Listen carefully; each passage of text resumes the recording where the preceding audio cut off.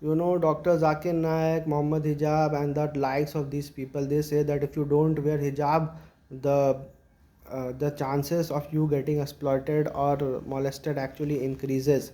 The fact of the matter is that there is no evidence from the Quran and Sunnah to prove this point. There is no evidence even from a secular point of view that this happens. I agree that Islam actually orders both men and women to be modest, but with it has got nothing to do with molestation and rape. You know which women are raped or molested? The women who are very soft in nature, who are not strong in nature, and who are very submissive in their approach. These women and these children, even the children, are abused in madrasas. So these women and these children are abused because they are very docile in nature. This is what the statistics says. The recent statistics says these kinds of things, that if you ask a rapist that if she sees a strong woman who is standing his ground, who is maybe shouting at you, they will not attempt to rape him. But if you see a woman who is very docile, who is like, oh, please, oh, please let me go, who is very a victim mentality, then they will try to rape or molest that person or that woman, because it is easy to do that. It is easy to bully them because they are weak in nature. But those women who are strong in nature, who can stand up against these people, it is very difficult to rape them. It is very difficult to molest them. I'm not saying that it's impossible. Maybe 10, or if they gang up on you, that's a different thing. But single-handedly it is very difficult to make them to submit to you. That's the reason these red pill perverts, they actually support submissive wife. Why submissive wife? Why should you have a submissive wife? Why don't you have a strong wife who can support you? Even even if you are in a distress, or even if you are in a problem, fine, and if you need emotional support, you need a strong wife. Fine, because only a strong wife can understand your emotions. A weak wife can never understand your emotions, because she is suffering from her own emotional imbalance. She cannot understand her own emotions. By strong, I do not mean physically strong, that a woman needs to be physically strong. Yes, she can be if she wants. She can, but what I mean is emotionally strong in her opinions. And this is the reason these people do not want an opinionated woman. Do not, because they want to rule over the woman. They wanted to control women. So how can they control over opinionated women? So they do propaganda against them. Oh, she's a feminist, she's a liberal, she's that Muslim, she's that Muslim. Who the hell are you? Who the hell are you sitting on a couch asking for donations, spending your life on donation, your lavish life on donation, and labeling the common Muslims who are maybe earning their livelihood from hand to mouth, spending their whole life struggling to meet their ends, labeling them as liberal Muslim, secular Muslim? Who the hell are you? You belong to a very privileged background. You don't have the right to comment on this. Who have given you the right to be a mediator between you and God? Do you convert people to Islam? Do you guide people to Islam? It is Allah who guide people to Islam. You people just take the credit, which is not due upon you. Your only job is to educate people. You are no fazakir innama anta muzakkir lasta alayhim bimusaitir.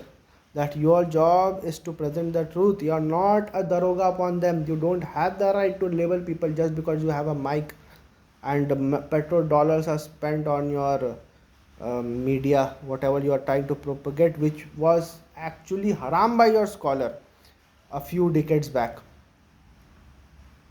So you should be ashamed of yourself when you say these things about the women, because of these fatawas, because of these opinions of the ulmas, that women or anyone who is a Muslim is disinterested in Islam.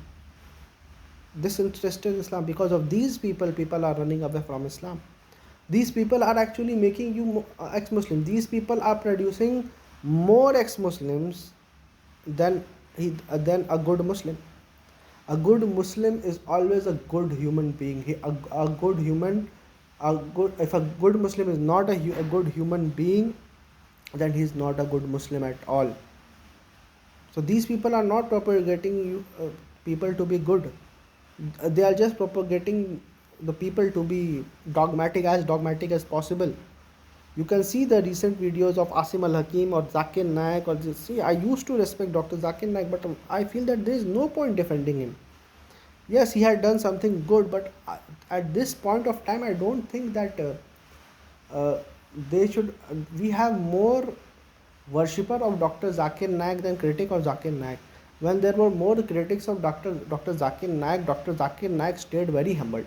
But when you have so much admirers that nobody is trying to question you, nobody is trying to correct you.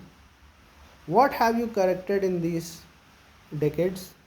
You are repeating the same lecture over and over again. What have you grown as a Muslim, as a knowledgeable person? You have grown nothing. You are saying the same thing over and over again. In these 2 decades, you have not updated yourself. What have you done? Maybe you are more popular. Maybe people watches you more, but even though that popularity is now declining.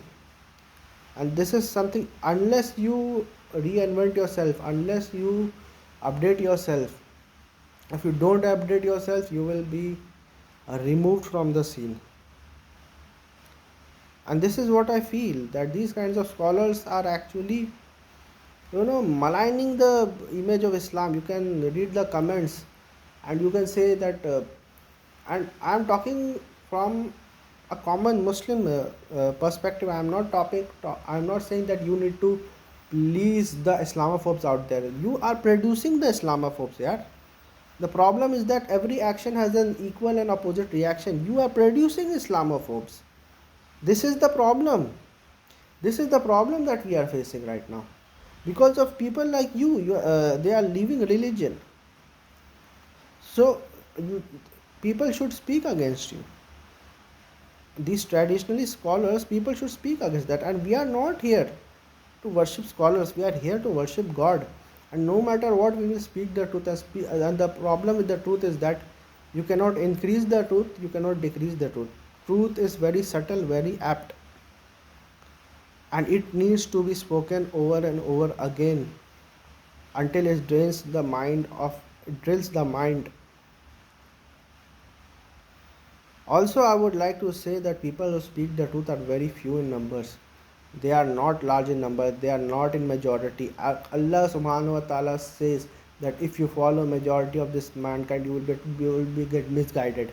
And majority of the Muslims are misguided because majority of the Muslims are divided into sects. Majority of the Muslims are divided into sects and they cannot see the problem within them. Majority of the Muslims do not follow the Quran. Majority of the Muslims do not know what is written in the Quran. Majority of the Muslims are against the translation of Quran. Still there are ulamas and dais who are just saying do not read the translation or read tafsir. Why tafsir? Because your bullshit is there in tafsir. People reading the Quran will get guided, and people reading your bullshit in tafsir, they will get misguided from it. You want them to get misguided. You don't want them to connect to God. You want them to connect to yourself. And this is the reason you can see that with your own eyes, that dawa guys are just fighting with each other. Daniel Hakikaju fighting with Sajid Lifam, Mohammad Hijab fighting with some other dai, maybe Sajid Lifam, and other things which are misrepresenting the way of Islam. Maybe fighting the Shamsis. So it's an ego war. Why cannot people see that it's an ego war? It is not the war between truth and falsehood. It is not the war to make this world a better place.